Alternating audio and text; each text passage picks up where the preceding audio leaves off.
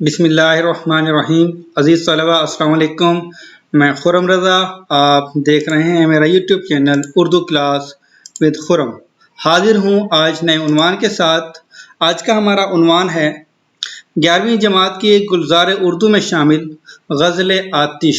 آتش کی غزل: سن تو صحیح جہاں میں ہے تیرا فسانہ کیا، کہتی ہے تجھ کو خلق خدا غائبانہ کیا۔ آج اس غزل کی مکمل تشریح ہم سیکھنے کی کوشش کریں گے اور ساتھ میں ہم پڑھیں گے خواجہ حیدر علی آتش کا مختصر سا تعارف۔ بڑھتے ہیں اپنی اگلی سلائیڈ کی طرف۔ خواجہ حیدر علی آتش کی یہ دو غزلیات ہمارے سلیبس میں شامل ہیں، مگر آج ہم اس پہلی غزل نمبر 1 کی تشریح پڑھیں گے۔ تعارف: خواجہ حیدر علی آتش خواجہ علی بخش کے بیٹے تھے۔ بزرگوں کا وطن بغداد تھا، جو تلاش معاش میں شاہ جہان آباد چلے آئے۔ شاہ جہان آباد دہلی کی یا پرانی دہلی کو کہتے ہیں، شاہ جہاں نے اس کا یہ نام دیا تھا۔ ان کے والد خواجہ علی بخش نواب شجاع الدولہ کے عہد میں فیض آباد لکھنؤ آ گئے اور یہیں سکونت اختیار کر لی، یہیں پر قیام کیا، یہیں پر ٹھہر گئے، اور یہیں 1778 عیسوی کو آتش پیدا ہوئے۔ آتش ابھی کم سن ہی تھے کہ ان کے والد خواجہ علی بخش کا انتقال ہو گیا، جس کی وجہ سے آتش کی تعلیم ادھوری رہ گئی۔ پھر بھی آتش نے اپنی ذاتی کوششوں سے اردو، فارسی اور عربی کی تعلیم حاصل کی اور سپاہیوں کی صحبت میں رہ کر تلوار چلانے کے فن میں مہارت حاصل کر لی۔ فیض آباد میں ہی آتش کو شاعری کا چسکا لگ چکا تھا۔ لکھنؤ آ کر مصحفی کے شاگرد ہوئے۔ یہ ان کا تخلص ہے، ان کا مکمل نام ہے غلام حمدانی مصحفی۔ آتش قلندرانہ مزاج رکھتے تھے۔ قلندرانہ مزاج مطلب صوفی صفت انسان، سیدھے سادے انسان، اور ان کی طبیعت میں قناعت پسندی اور سادگی حد درجہ موجود تھی۔ آتش ایک خوددار، خدا ترس اور قلندرانہ طبیعت کے مالک انسان تھے۔ انہوں نے اپنے فکر و فن اور خداداد صلاحیتوں سے اپنے عہد کو بڑا متاثر کیا۔ وہ دبستان دہلی اور لکھنؤ کے منفرد شاعر کہلائے۔ آخری ایام حیات میں آتش کی صحت ساتھ چھوڑنے لگی اور آنکھوں کی بینائی بھی جاتی رہی۔ لکھنؤ ہی میں 1846 عیسوی کو اپنے خالق حقیقی سے جا ملے۔ یہ تو تھا خواجہ حیدر علی آتش کا تعارف۔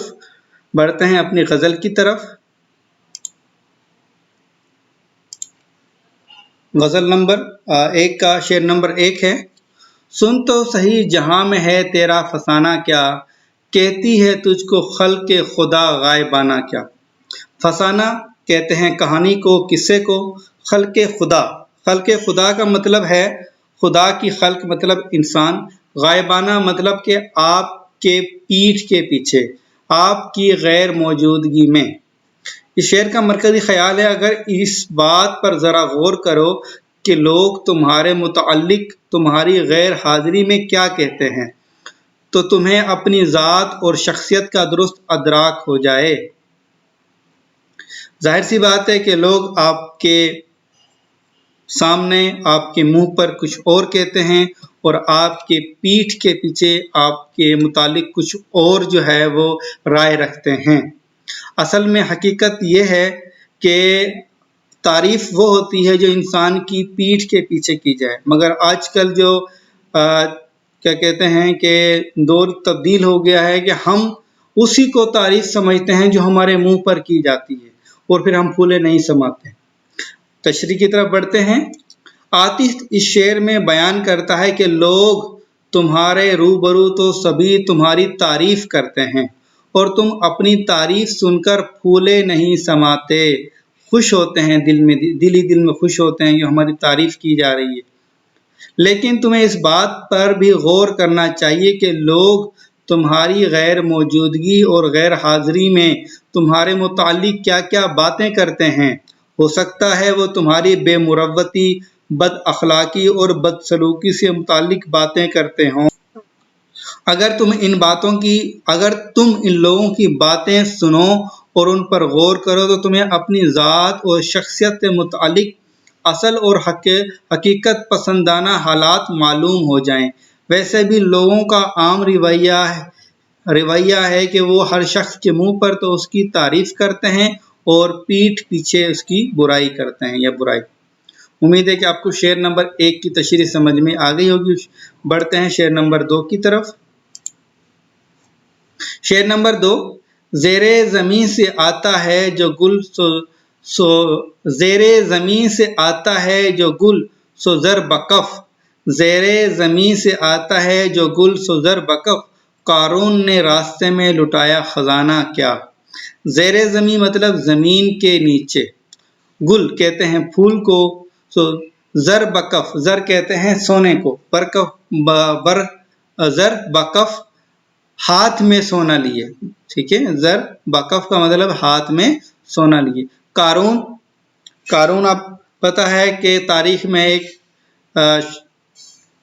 ایک شخصیت تھی، ایک اللہ کا نافرمان بندہ تھا جو گزر چکی ہیں، اور اس شعر میں 2 صنعتیں استعمال کی گئی ہیں۔ ایک جو ہے وہ صنعت تلمی ہے، ٹھیک ہے، اور دوسری صنعت ہے صنعت حسن تعلیل۔ صنعت تلمی جو ہے وہ قارون کی طرف اشارہ کیا گیا ہے، وہ قارون کا ذکر کیا گیا ہے۔ تاریخی واقعہ ہے کہ یہ حضرت موسیٰ علیہ السلام کے چچا زاد بھائی تھے، اور جن کے پاس بہت خزانہ تھا، اور ان کے جو خزانے کی جو چابیاں تھی وہ 40 آدمی لے کر چلتے تھے، یہ اتنا مالدار تھا۔ مگر جب حضرت موسیٰ علیہ السلام نے انہیں کہا کہ اپنی زکوٰۃ، اپنے مال کی، اپنی دولت کی زکوٰۃ نکالو، تو اس نے منع کر دیا، اس نے انکار کر دیا، تو اس پر خدا ناراض ہوئے اور اللہ کی طرف سے ان پر عذاب نازل ہوا، اور یہ اپنے تمام جو مال و دولت تھی اس کے پاس، اس کے سمیت یہ زمین میں دھس گئے۔ یہ تلمی اور حسن تعلیل۔ اب حسن تعلیل جو ہے کہ شعر میں اس طرح کی علت یا وجہ بیان کرنا جو حقیقت میں نہ ہو، صرف شاعری خوبصورتی کے لیے، ٹھیک ہے، شاعری کی خوبصورتی کے لیے بیان کی جائے۔ اب جو زمین سے جو بھی پھول نکلتا ہے تو وہ قدرتی ایک عمل ہے، وہ نکلتا ہے، ٹھیک ہے، یہ ضروری نہیں تھا کہ قارون کا خزانہ جو ہے اس میں زمین میں دفن ہے، ٹھیک ہے، تو یہ اس کی وجہ نہیں ہے، صرف شاعرانہ خوبصورتی کی وجہ سے یہ وجہ بیان کی جاتی ہے یا بیان کی گئی ہے۔ مرکزی خیال ہے اس شعر کا، زمین سے جو پھول بھی اگتا ہے وہ اپنے ہاتھوں میں سونا لیے آتا ہے، گویا اسی خزانے کا اثر ہے جو قارون کے ساتھ زمین میں دفن ہوا۔ تشریح ہے، اس شعر میں شاعر نے قارون کے واقعے کی طرف اشارہ کرتے ہوئے کہتے ہیں کہ پھول کے اندر جو زیرہ سا دکھائی دیتا ہے، اور کچھ پھول ایسے ہوتے ہیں کہ جس کے جو درمیان والا حصہ ہوتا ہے اس کے اندر زیرے ہوتے ہیں، باریک باریک، ٹھیک ہے، دانے ہوتے ہیں، تو وہ سنہری کلر کے ہوتے ہیں، سنہری رنگ کے ہوتے ہیں، تو وہ ہمیں سونے کی طرح لگتا ہے۔ اسے زرگل یعنی پھول کا سونا بھی کہا جاتا ہے۔ یوں لگتا ہے کہ یہ قارون کے اسی خزانے کا اثر ہے جو زمین سے اگنے والے پھولوں میں ان زردانوں کی صورت میں نظر آتا ہے۔ امید ہے کہ آپ کو شعر نمبر 2 کی تشریح بھی سمجھ میں آ گئی ہوگی۔ بڑھتے ہیں شعر نمبر 3 کی طرف۔ اڑتا ہے شوق راحت منزل سے اسپِ عمر، اڑتا ہے شوق راحت منزل سے اسپِ عمر، مہمیز کہتے ہیں کسے اور تازیانہ کیا۔ شوق راحت کے سکون کے شوق میں، اسب کہتے ہیں گھوڑا، اسپِ عمر کا گھوڑا، مہمیز کہتے ہیں جو گھڑ سوار ہوتا ہے، اس کی جو جہاں پر وہ پائیدان ہوتا ہے گھوڑے پہ بیٹھنے کا، تو گھوڑے کے گھڑ سوار کے جوتے کے جو ایڑی ہوتی ہے اس پر خاردار جو ہے ایک ایڑ لگائی جاتی ہے، ٹھیک ہے، خاردار چاروں طرف، تاکہ جب گھوڑے کو دوڑایا جاتا ہے، دورانے جو ریس ہوتی ہے یا تیز دوڑانے کے لیے وہ اپنی ایڑیاں زور سے گھوڑے پہ مارتا ہے اور گھوڑا تیز بھاگتا ہے، اس کو کہتے ہیں ایڑ لگانا، مہمیز۔ اور تازیانہ کہتے ہیں ہنٹر کو، کسی لکڑی پر چمڑے کی رسی یا چمڑا باریک کاٹ کے یا کوئی رسی اس پر باندھ لیتے ہیں، اس کو تازیانہ کہتے ہیں یا جسے ہنٹر کہتے ہیں، ٹھیک ہے۔ مرکزی خیال ہے اس شعر کا، عمر کا گھوڑا منزل کے شوق میں خود بخود رواں دواں ہے۔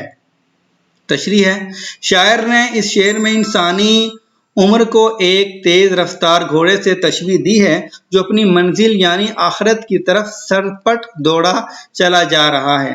ظاہر ہے گھوڑے کو تیز دوڑانے کے لیے ایڑ لگائی جاتی ہے، ٹھیک ہے۔ ایڑ مطلب کہ جو ایڑی ہوتی ہے وہ زور سے مارتے ہیں، اس پر ایڑی پر خاردار یا کانٹے دار کچھ لگی ہوتی ہے، یا چابک مارا جاتا ہے یا ہنٹر مارا جاتا ہے۔ لیکن عمر کا گھوڑا کوئی ایسا گھوڑا ہے کہ اسے نہ ایڑ لگانے کی ضرورت ہوتی ہے اور نہ چابک رسید کرنا پڑتا ہے، بلکہ سفر کی مصیبتوں کے بعد منزل پر جو راحت ملتی ہے اس راحت کے شوق اور جستجو میں وہ خود بخود دوڑا چلا جاتا ہے۔ امید ہے کہ آپ کو شعر نمبر 3 کی تشریح بھی سمجھ میں آ گئی ہوگی۔ بڑھتے ہیں شعر نمبر 4 کی طرف۔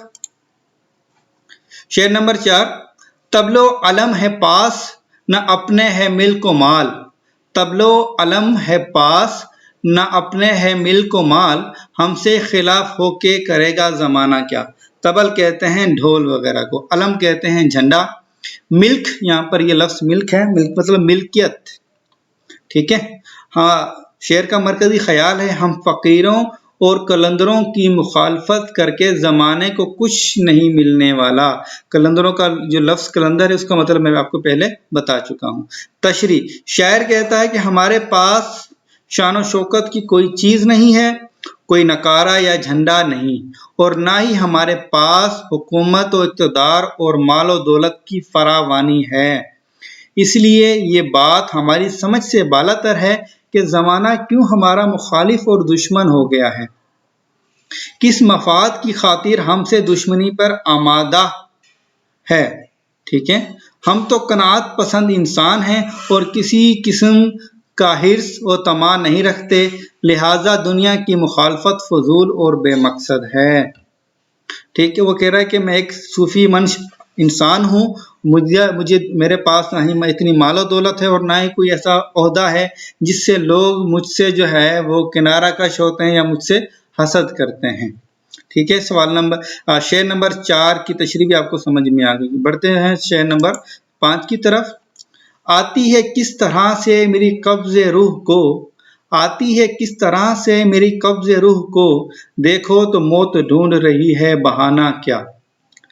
مرکزی خیال ہے موت انسان کی روح قبض کرنے کے لیے طرح طرح کے بہانے ڈھونڈتی ہے یا تراشتی ہے۔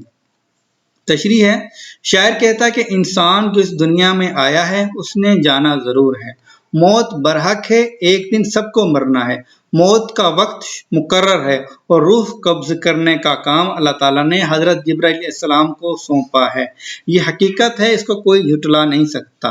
لیکن اس دنیا میں کوئی بھی انسان وفات پاتا ہے تو اس کی وفات پر یہ نہیں کہا جاتا کہ اسے عزرائیل علیہ السلام نے مارا ہے، بلکہ یوں کہا جاتا ہے یہ فلاں بیماری میں مبتلا تھا، اسے ہارٹ اٹیک آیا ہے یا دل کا عارضہ ہوا ہے یا اس کا ایکسیڈنٹ ہو گیا ہے یا چھت سے گر کے مرا ہے۔ یہ تمام جو ہے وہ وجوہات، اس کے علاوہ دیگر وجوہات ہیں جو موت کا باعث بنتی ہے۔ کبھی یہ نہیں کہا جاتا اس کو حضرت عزرائیل علیہ السلام نے مارا ہے، بلکہ جس وجہ سے وہ مرا ہے اس وجہ کو بیان کیا جاتا ہے، ٹھیک ہے۔ میری موت بھی مجھے مارنے کے لیے یا میری روح قبض کرنے کے لیے اسی طرح کے بہانے تراش رہی ہے یا بہانے ڈھونڈ رہی ہے۔ امید ہے کہ آپ کو شعر نمبر 5 کی تشریح بھی سمجھ میں آ گئی ہوگی۔ بڑھتے ہیں شعر نمبر 6 کی طرف۔ شعر نمبر 6 ہے غزل کا آخری شعر اور یہ مقطع ہے کیونکہ شاعر نے اس میں اپنا تخلص استعمال کیا ہے۔ یوں مدعی حسد نہ دے، حسد سے نہ دے داد تو نہ دے، یہ مدعی حسد سے نہ دے داد تو نہ دے، آتش غزل یہ تو نے کہی عاشقانہ کیا۔ مرکزی خیال ہے مخالف حسد کی وجہ سے داد نہیں دیتا ورنہ میری غزل بڑی عاشقانہ ہے۔ تشریح ہے، شاعر اپنے کلام کے بلند معیار کا اظہار کرتے ہوئے کہتے ہیں کہ زبان، مضمون اور فن کے اعتبار سے میری غزل نہایت بلند پایا اور عاشقانہ ہے۔ ٹھیک ہے، اس میں زبان کا بھی خوب استعمال ہوا ہے، مضمون بھی اچھا ہے، اور جو شاعری کا جو فن ہے میں نے اب اس کو بہت بھرپور طریقے سے استعمال کیا ہے، جس پر ہر اس شخص کو لازماً داد دینا پڑے گی جو اعلیٰ ذوق سلیم کا مالک ہے۔ ذوق سلیم کا مطلب یہ ہے کہ جو اس کی پہچان رکھتا ہے، جو اس بات کا ادراک رکھتا ہے، جان پہچان رکھتا ہے یا شعور رکھتا ہے۔ اگر میرا مخالف، رقیب یا حریف میری غزل کی داد نہیں دیتا تو اس کا ایسا کرنا محض حسد اور نفرت کی وجہ سے ہے۔ تو یہ یہاں تک ہمارا لیکچر مکمل ہوا، مگر یہاں پر ایک اور بات بتاتا چلوں کہ یہ خواجہ حیدر علی آتش کے جو ان کے حریف تھے، خواجہ حیدر علی آتش کے، وہ تھے امام بخش ناسخ۔ ان کی جو ہے وہ آپس میں نہیں بنتی تھی، اور ان کے جو ہے مقابلے کے، ٹکر کے، کہہ لیں کہ مشاعرے ہوتے تھے۔ ٹھیک ہے، تو اس وجہ سے آتش نے اس شعر میں یہ وجہ بیان کی ہے کہ وہ جو حاسد ہیں یا میرے معاصر ہیں، میرے حریف ہیں، وہ میری شاعری کی داد نہیں دیتے، حالانکہ میری شاعری قابل داد ہے۔ یہاں تک ہمارا آج کا لیکچر مکمل ہوا۔ امید ہے کہ آپ کو یہ ہماری ویڈیو پسند آئے گی۔ اگر ویڈیو پسند آئی ہے، شیئر کیجئے، لائک کیجئے اور کمنٹس کیجئے۔ اور جن دوستوں نے ابھی تک میرا چینل سبسکرائب نہیں کیا، ان سے گزارش ہے کہ ہمارا چینل سبسکرائب کریں اور بیل آئیکن کے بٹن کو پریس کریں تاکہ ہماری نئی آنے والی ویڈیو آپ تک بآسانی پہنچ سکے۔ شکریہ۔